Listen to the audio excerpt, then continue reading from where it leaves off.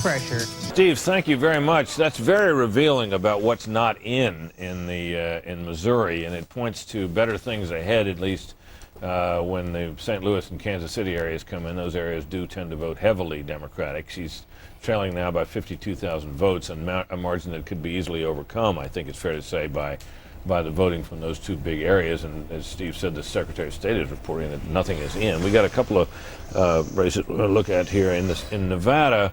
This is not a surprise that the incumbent Republican Senator John Ensign has won re-election over President Carter's son Jack, as he was expected to. Arizona, this is the 8th district in Arizona.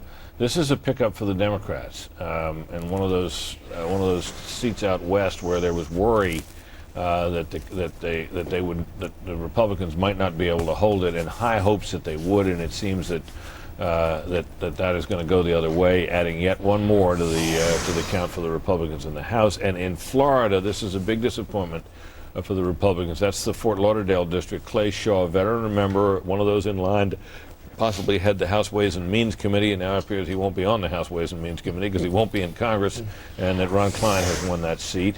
And Heath Shuler has beaten the Republican Charlie Taylor. That's in the Asheville, western part of North Carolina, in the mountains around there. Heath Shuler is a former quarterback for the Washington Redskins. He campaigned as a very conservative Democrat and has won. 34 years old. You can see he's from Waynesville, North Carolina. He's a Baptist. I think it's fair to say he's an evangelical Christian, and he campaigned really as a pretty much an out-and-out conservative. So another victory for the Democrats in that particular race, but not a victory for the cause of liberalism, at least if Heath Shuler is an example of it. Republicans tried to recruit him as a candidate several years ago, and I'm sure they wish they'd gotten him.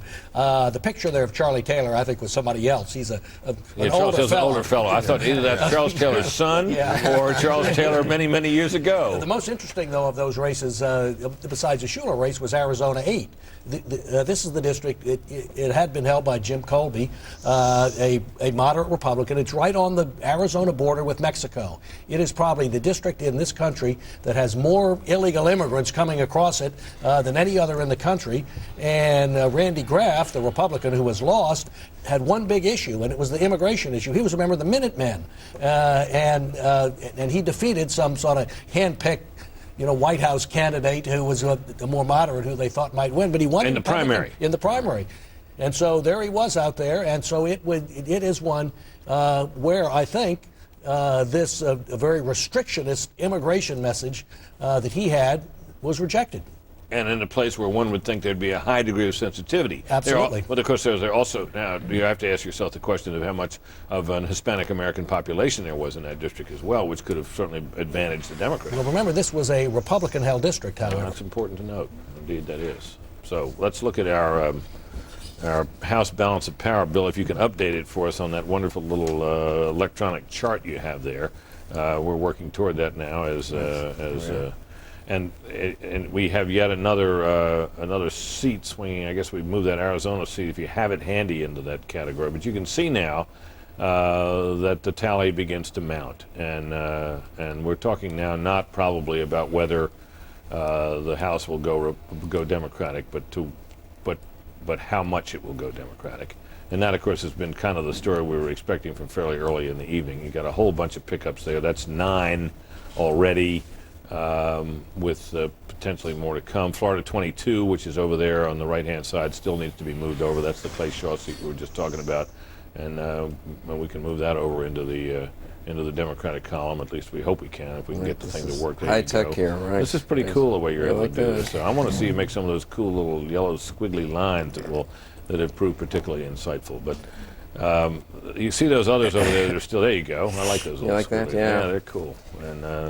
And you're getting better at them as the night goes on.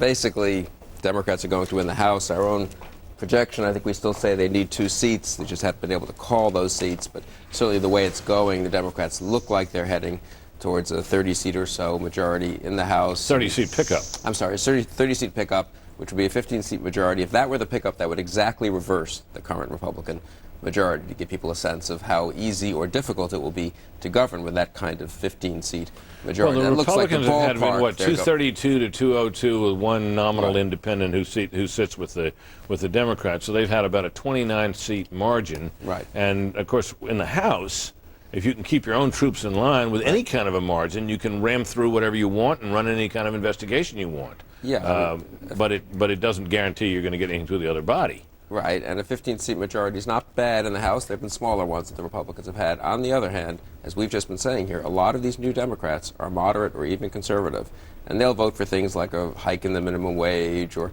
some very, small bore Democratic measures. But I don't think they're on board for cutting off funds in Iraq or for major big government programs.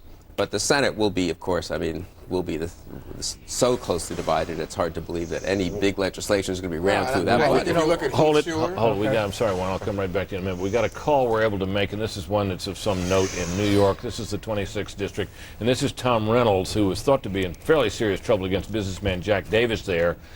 He, of course, was someone who looked like he was way too close to Mark Foley. And it appears now, we now project that Tom Reynolds will win and survive in that seat. That was a potential pickup. I think that as the weeks wore on, Reynolds looked to be in increasingly better shape. I'm sorry, Juan, I interrupted you. Go ahead. well, it's just to quickly say on that, that seat, I don't know how endangered it was. It was because people felt he hadn't acted quickly enough on Foley, but it would have been more of an embarrassment. That was not considered a seat that was going to make a big difference. No, that was more not of considered a make-or-break seat in any way. But No, you no. go back to another point. So many conservative Democrats, Joe Sestak, the former admiral coming out of Pennsylvania, He's the guy that beat who beat Kurt Weldon who had been there 10 terms. in the suburbs of Philadelphia. Right, and then you go to Heath Shuler, and we just keep looking across the country, and what you see is that these are conservative Democrats, and these are conservative Democrats who are going to bring, but they're the young bloods coming in, but the ability to hold together and ram anything through. To go back to the idea of a majority of the majority, the old principle that Hastert used among Republicans, that's not going to work for this new group of Democrats coming in. Another call to be made now in New York. This is the 20th district, and this is veteran Republican Congressman John Sweeney, and we project that he is gone. So that's another pickup for and I think a quite unwelcome one for the Republicans. I think this is a seat that they figured on a night that if they were going to have any chance in the House, they were certainly going to have to hold this seat. Well, and the reason was there's an 80,000 advantage of registered Republican voters in that district. And remember, this was a gerrymandered seat because Republicans and Democrats got together in New York and really decided, well, you'll get this seat and we'll get this seat. And this is one that Republicans thought they had. It shows you, though, that in the Northeast, registered Republicans are not quite the same as registered Republicans in the South. I mean, they're not necessarily conservatives, and that's one of the reasons Sweeney lost. A couple more to call here. This is California Senate. No surprise here that this particular seat, but many of you didn't know that Dianne Feinstein was running. Dianne Feinstein is running, and she has won. Hawaii. There was even some late buzz on some blog that said that Daniel Akaka might lose, but he didn't lose. We project Daniel Akaka has won, and I suspect, given when the polls probably closed out there, probably won pretty handily, or we wouldn't be calling it so quickly. Late out in Hawaii. I mean, it's early out in Hawaii compared to here. It's like 6 o'clock. So we project Akaka the winner. Further thoughts on the picture? Well, It's down now, isn't it? It's down to the suspense is probably over about which way the House is going. Right. The only question is by how much. Right. But the suspense is on the Senate. This is getting to be quite a night. We've got, I count, I don't know what Bill's got over there, but 13 House seats has gone over at the moment. So we need to find 2, and there are enough hanging out there in Ohio and Connecticut and in Pennsylvania that the Democrats are definitely going to go over the top. It's a question, as you say, by how much. And there are a bunch of seats. Let's go back, if we can, to the Allen Webb race in Virginia, just to keep abreast of the popular vote there. It might take us a minute to get it up on the screen, but this is down. We're north of 90% of the raw vote being counted there. And as Michael Barone was pointing out to us, it's a very mixed picture in terms of the places where votes are still outstanding. Now, we don't see anything in there in terms of the vote total, so that's a relatively useless board, so maybe we can dispense with that in favor of something that might tell us a little bit more. But what last time we looked, it was up to 95+%. And the the Secretary of State's office had the margin at something like 12,000. Bill, am I right? Right. Last we looked, Allen had about a 12,000 vote margin with, if I can do the math right in my head, about 100,000 votes still to come. Mike Barone said a lot of those votes are coming from African American areas. Now in that Richmond. has a 29,000 vote margin with 96% counted. The tabulations on the Secretary of State's website have been a little bit at variance with that. Probably we may be a little behind. I doubt that they're a little behind, but 29,000 vote margin with 4% outstanding could be overcome. It's not meaningless, though.